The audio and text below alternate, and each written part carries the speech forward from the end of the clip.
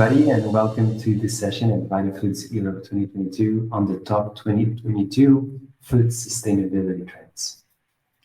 My name is Jerome Ridge, and I'm a small-scale agroforester here in Brazil, where I grow agroforestry coffee in the shade of trees, together with 20 different species of medicinal herbs and spices. And over the last decades, I've been working with social and environmental impact, both in the nonprofit sector, the education sector. I worked in the Amazon rainforest with conservation, and then I spent 5 years working in corporate sustainability in both Mexico, Brazil, and the United States at AB InBev. And I'm currently Director of Growth and Innovation at How Good. How Good is a SaaS platform with the world's largest product sustainability database.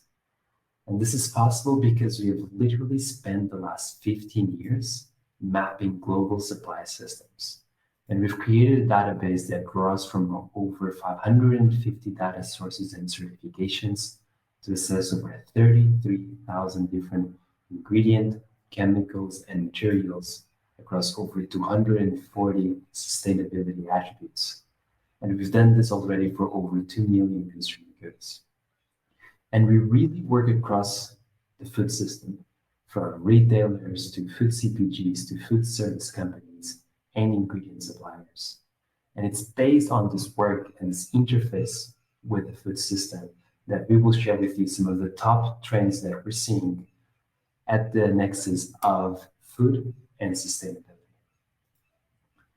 In terms of our agenda today, we're going to cover four big pieces of content. The first one is just kind of very quickly setting the context about the connection between food and sustainability. Then we're going to look at what some of the most consolidated trends are in terms of food and sustainability, and also what's on the horizon, what's emerging. And for each of those, we're going to discuss how those trends are getting manifested, and also what are the implications for ingredient suppliers who want to take action and be responsive to those trends. Finally, we're going to finalize by looking at the opportunity. So we're going to have some sense of competitive intelligence in really understanding how different ingredient suppliers are responding to these trends and really showcasing what is the first mover opportunity in the space. So with that said, let's start with the context. One of the crucial insights as we start this presentation is that food and sustainability are inextricably linked.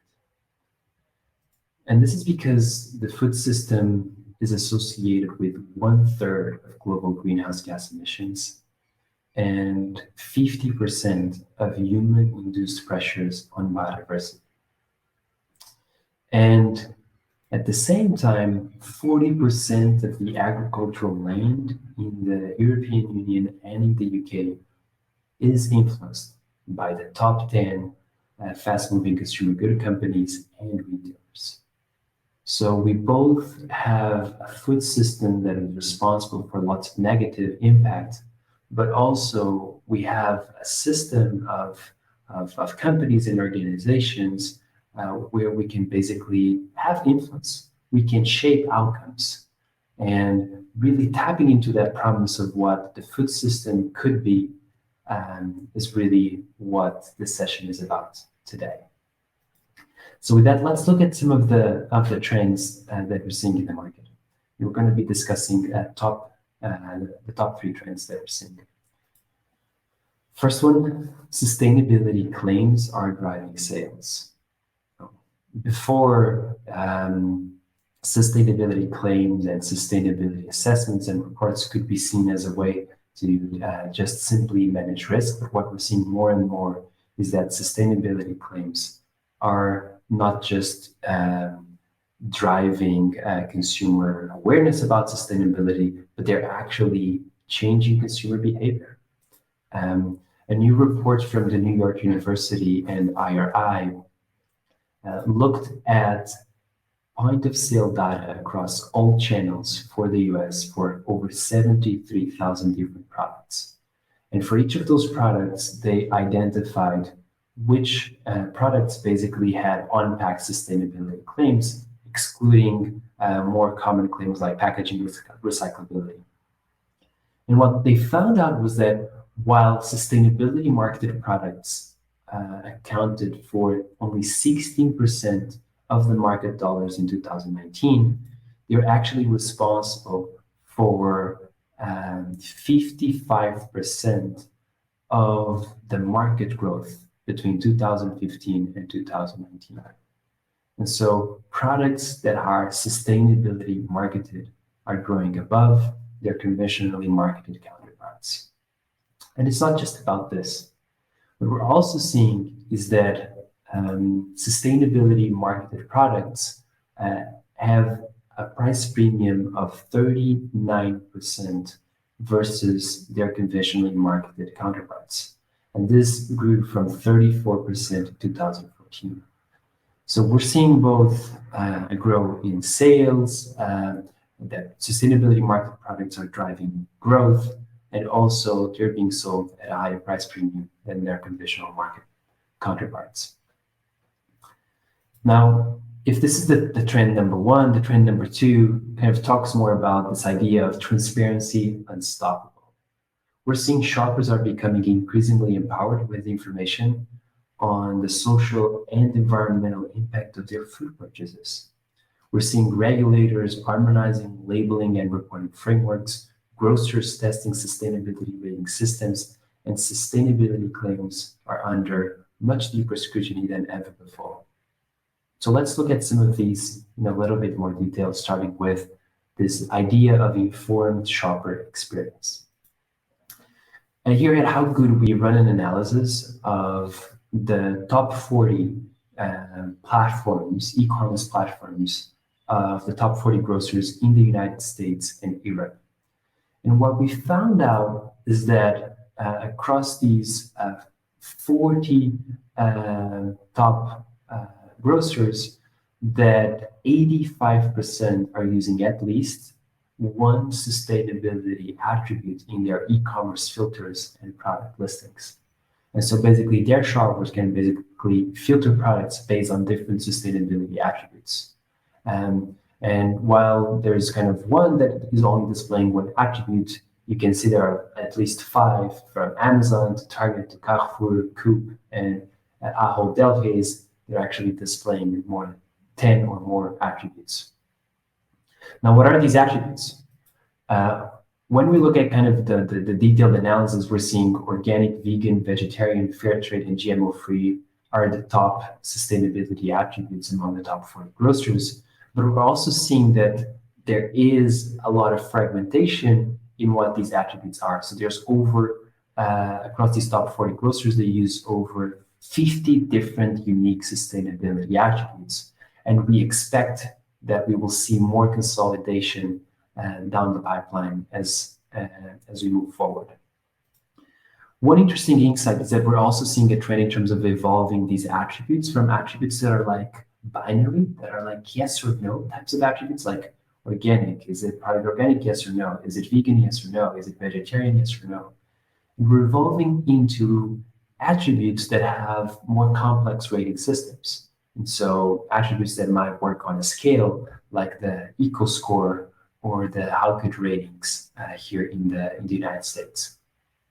So in practice, we're actually seeing grocers like Carrefour, like Lidl, like Colruyt, but also Marks and Spencer, Co-op, and Sainsbury's testing sustainability rating systems in their stores, like the Eco Score and the Eco Impact Score. And one of the interesting things is that they are doing this based on the information that they already gather from their CPG brands. And so these eco scores are not necessarily reported by the brands that these retailers use.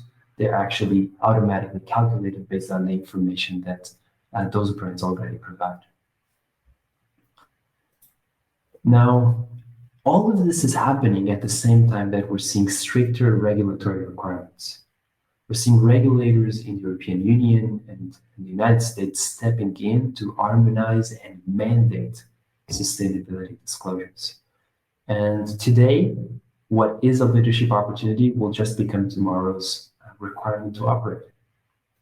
If we look at the European Union, we see that the European Commission has committed to propose a sustainable food labeling framework by the end of 2024. And also, the European Commission adopted February this year a new directive requiring companies to carry out and disclose publicly human rights and environmental due diligence, not just for their own operations, but across their supply system. We're also seeing a similar trend in the United States, with the Security and Exchange Commission proposing new rules that will be requiring all public companies to disclose extensive climate-related information, including the greenhouse gas emissions of their suppliers. And finally, there's also a growth in climate change litigation. So in one hand, there is more transparency. Companies have more interest in making sustainability claims, but there is also a bigger scrutiny on these claims. So when we look at the cumulative number of climate change related litigation cases, we've seen that they've more than doubled since 2015. And so it's not just about making sustainability claims. It's becoming really more and more important to ensure that those claims are validated and they survive against scrutiny. And finally, trend number 3, carbon is a new calorie.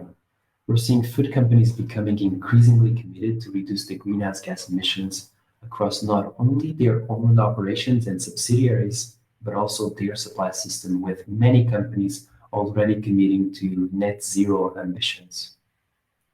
If we look at this in more detail, recently SARES benchmarked 50 large food and grocery companies, and they've discovered that 42% have launched carbon reduction goals, including their suppliers. And this is up from 24% in July 2021. So you can see that just in a period of 6 months, there was a huge growth in the number of food companies launching carbon reduction goals, including their suppliers. And the critical piece of insight is that suppliers on average represent over 80% of the total emissions of these food companies. And so if these food companies stand any chance at all to meet these carbon reduction goals, they will need collaboration and partnership with their suppliers, and that's where you come in. These are some of the companies that have been assessed in this benchmark. You can see here in the dark green, these are companies with a carbon reduction goal inclusive of suppliers as of July 2021. In the lighter shade of green, you see the companies that have launched their carbon reduction goal as of January 2022.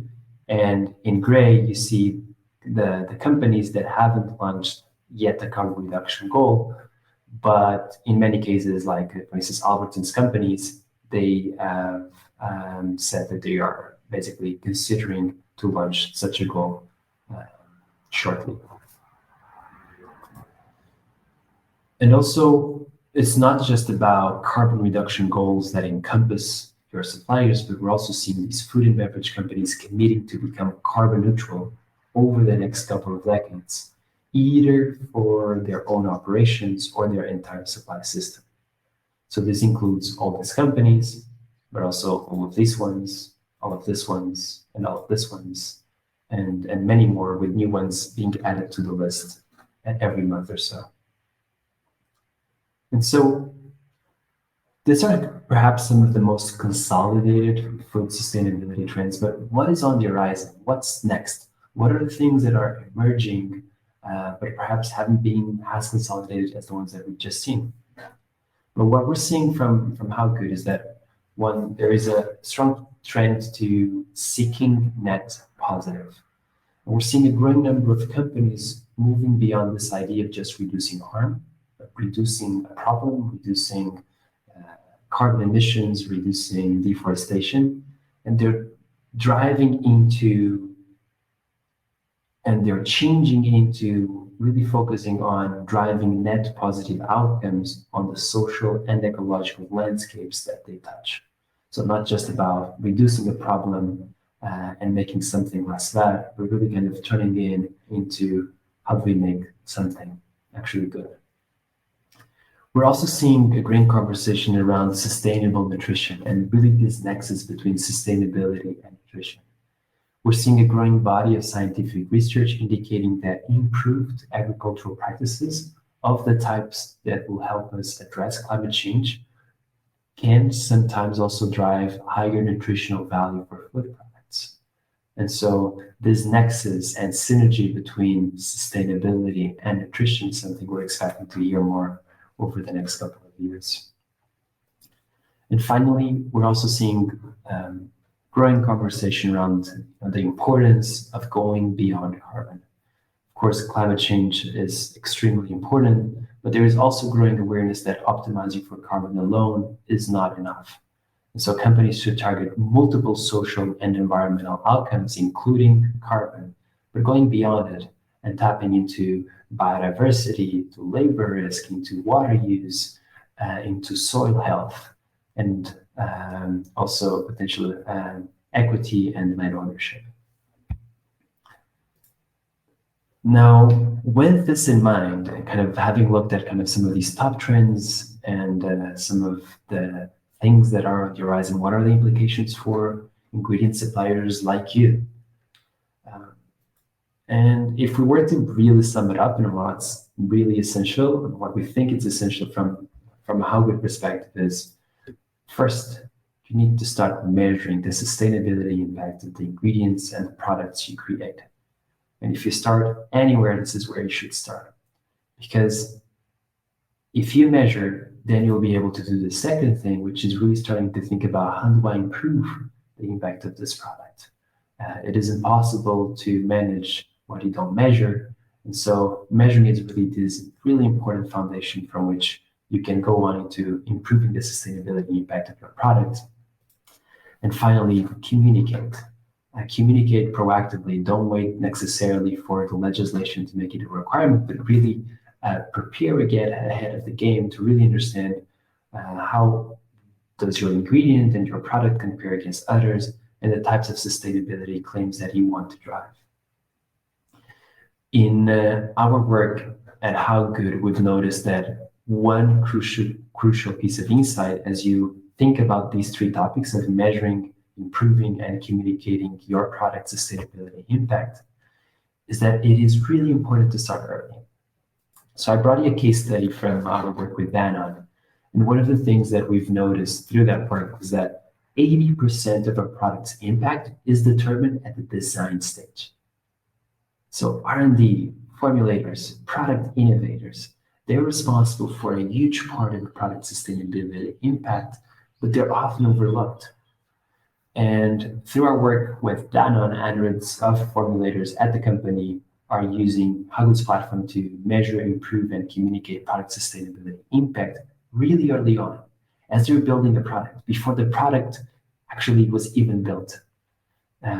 And what this means is that then their R&D teams, their formulators, their product innovators have gained understanding on kind of what is sustainability and how to drive sustainability into new product development. And also this knowledge led to new sourcing and product innovations. And so as you think about those actions, measuring, improving, and communicating your product sustainability impact, think about starting as early as you can, because that's where you can have the biggest impact. And despite all of this, and despite all of the trends that I just shared with you, it is interesting to see that the opportunity is even bigger than we thought. So one of the things that we've done at How Good was to look at the top ingredient suppliers, and we've looked at what are the customer engagement strategies that these top ingredient suppliers are disclosing publicly on their climate reports, their CDP reports more specifically.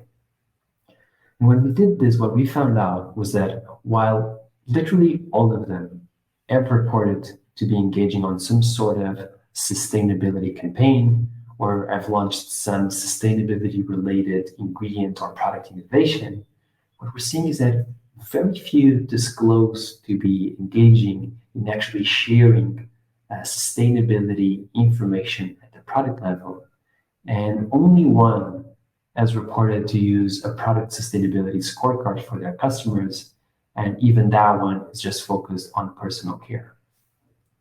So what we're seeing is that the ingredient suppliers that start measuring, improving, and communicating sustainability impact ahead of the pack will get a competitive advantage, because both retailers and CPG brands, that's the information they need to be able to drive preference in the market and to respond to the new legislation that is being implemented.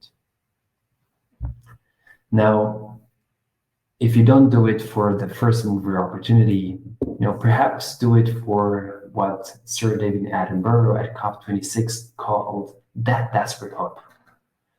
That desperate hope is why the world is looking to you and why you're here. That desperate hope to create a food system that is not associated with those negative impacts that we've just discussed in the beginning of the presentation, but a food system that actually helps regenerate the planet and the social and ecological landscapes that our products and ingredients touch. So feel free to reach out to Jerome at howgood.com to get a copy of these slides and engage in a conversation of how we might regenerate the food system. Thank you for watching.